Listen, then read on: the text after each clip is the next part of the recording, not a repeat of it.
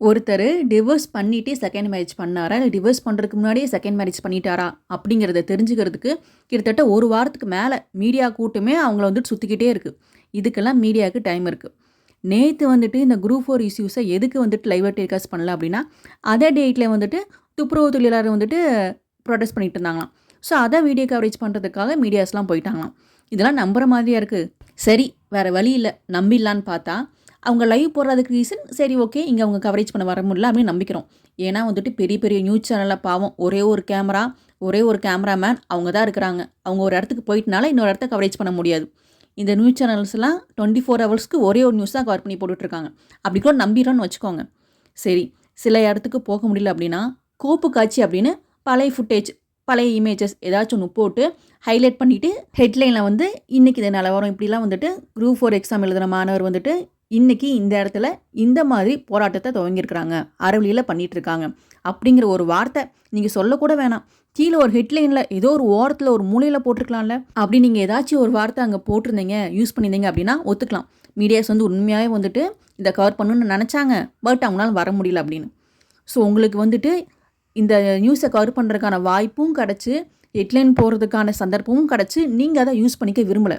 அப்படிங்கிறப்ப எங்களை என்ன நினைக்க சொல்கிறீங்க? அதிகப்படியான மாணவரோட நம்பிக்கையை வந்துட்டு இந்த கவன ஈர்ப்பு போராட்டம் வந்துட்டு நிறைய நியூஸ் சேனல்ஸ் கவர் பண்ணுவாங்க, மேல் இடத்துக்கு இந்த வாய்ஸ் போகும் அப்படின்னு எதிர்பார்த்து தான். நான் மட்டும் இல்லை, எல்லாத்தோட எதிர்பார்ப்புமே அதுதான். அது இந்த இடத்துல சுக்குநூறாக உடையிறப்ப அதை வந்து எங்களால் தாங்கிக்க முடியல. அந்த ஆதங்கத்தோட வெளிப்பாடு தான் இது எல்லாமே. ஏன்னா எக்ஸாம் எழுதின ஒவ்வொருத்தருக்குமே வந்துட்டு இன்னும் வந்து அந்த குரூப் 4 விட்டு வெளியில் வர முடியல. ஏதாவது ஒரு ஃபாஸ்ட்டாக ஒரு விஷயம் கிடச்சிச்சின்னா அதை பிடிச்சிட்டு அந்த நம்பிக்கையோடு நாங்கள் குரூப் 2க்கு படிக்க ஆரம்பிப்போம். இப்போ நடக்கிறதெல்லாம் பார்த்தா எங்கள் நம்பிக்கை இன்னும் உடைக்கிற மாதிரியே இருக்குது. ஸோ எந்த நம்பிக்கையில் குரூப் 2க்கு படிக்கிறது அப்படிங்கிற ஒரு கேள்வி குரூப் 2க்கு படிச்சுட்டு இருக்க எல்லாத்தோட மாணவரோட மைண்ட்லேயுமே இருக்குது. அந்த எண்ணத்தோட அந்த கேள்வியோடு தான் நாங்கள் இப்போ படிச்சுட்ருக்கோம். நானுமே வந்துட்டு லாஸ்ட் ஒரு 4 டேஸாக தான் புக்ஸ் எடுத்து படிக்க ஆரம்பித்தேன். நேற்று திரும்ப இந்த மாதிரி ஒரு பிரச்சனை. ஸோ புக் எடுத்து படிக்க உட்காரப்ப திரும்ப தலைமையில் கொட்டி கொட்டி நீ புக் எடுத்து படிக்காத அப்படின்னு ஒருத்தர் என்ன சொல்கிற மாதிரி இருக்குது.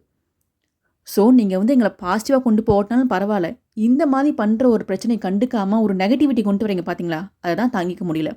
ஏன்னா நாங்கள் வந்துட்டு எப்படியாவது குரூப் 4 மூவ் ஆன் ஆகி குரூப் 2க்காவது படிக்கணும்னு நினைக்கிறோம். ஆனால் நீங்கள் எங்களை குரூப் 4 பிரச்சனையை தக்க வைக்க பார்க்குறீங்க. ஆனால் இதுலேருந்து ஒன்று மட்டும் கன்ஃபார்மாக புரியுது, குரூப் 4க்கு ரீ எக்ஸாம் வரதுக்கான வாய்ப்பு இதுக்கு மாதிரி நான் வந்து இருக்குது, கொஞ்சமாக இருக்குன்னு நம்பிட்டு இருந்தேன். இதுக்கப்புறம் வந்துட்டு சுத்தமாக ரீ எக்ஸாம் வரதுக்கான வாய்ப்பே இல்லைங்கிறத ஏற்றுக்கிட்டு தான் ஆகணும். குரூப் 4க்கு மட்டும் எலிஜிபிளான ஸ்டூடெண்ட்ஸ் நீங்கள் வந்துட்டு மனசை தேர்த்திக்கோங்க, அதுதான் உண்மை. ஏன்னா ரீ எக்ஸாம் வைக்கிறதுக்கான வாய்ப்பு சுத்தமாகவே இல்லை. இப்படி ஒரு போராட்டம் பண்ணியே நம்ம அரசாங்கமாகட்டும் நியூஸ் ஆகட்டும் யாருமே நம்மளை கண்டுக்கல அப்படிங்கிறப்ப வாய்ப்பு கம்மிங்கிறத விட வாய்ப்பே இல்லை, அதுதான் ரியாலிட்டி. ஸோ நீங்கள் ரியாலிட்டியை ஒத்துக்கிட்டு நெக்ஸ்ட்டு குரூப் 4 படிக்கிறது தான் படிங்க. இல்லாட்டி எஸ்எஸ்எல்சி எக்ஸாம், ரயில்வே எக்ஸாம் அந்த மாதிரி ஏதாவது ஒன்று நீங்கள் ப்ரிப்பேர் பண்ண ஸ்டார்ட் பண்ணுங்கள். ஏன் அப்படி சொல்கிறேன் அப்படின்னா, இப்போ என்ன மாதிரி ஆளுங்க வந்துட்டு குரூப் 2க்கு எலிஜிபிள். நாங்கள் எப்படியோ கஷ்டப்பட்டு குரூப் 2 பக்கம் போயிடுவோம். ஆனால் நீங்கள் 10th அண்ட் +2 முடிச்சிருக்கிறவங்க உங்கள் லைஃப் நீங்களும் பார்க்கணும்ல. ஸோ இந்த குரூப் 4 மட்டும் நம்பி இருக்காமல் மற்ற எல்லா எக்ஸாம்ஸ்க்கு ட்ரை பண்ணுங்கள், நான் தான் சொல்லுவேன். ஏன்னா இந்த வழி வந்துட்டு குரூப் 4 எழுதின உங்களுக்காக இருக்கட்டும், குரூப் 2க்கு படிச்சுட்டு இருக்க எனக்காக இருக்கட்டும், எல்லாத்துக்கும் வழி ஒன்று தான். கடைசி வரைக்கும் இந்த வலிக்கான மருந்து கண்டுபிடிக்கவும் மாட்டாங்க, கொடுக்கவும் மாட்டாங்க. நம்ம என்ன தான் பண்ணாலும் நம்ம இப்படியே வலியோடு இருந்து வலி நமக்கு பழகி தான் போகுது. ஸோ நீங்கள் நெக்ஸ்ட்டு என்ன பண்ணணுங்கிறத யோசிச்சு முடிவு பண்ணுங்கள். எதாக இருந்தாலும் 100% நம்பிக்கையோடு அதை நம்பி பண்ணுங்கள். தேங்க்யூ.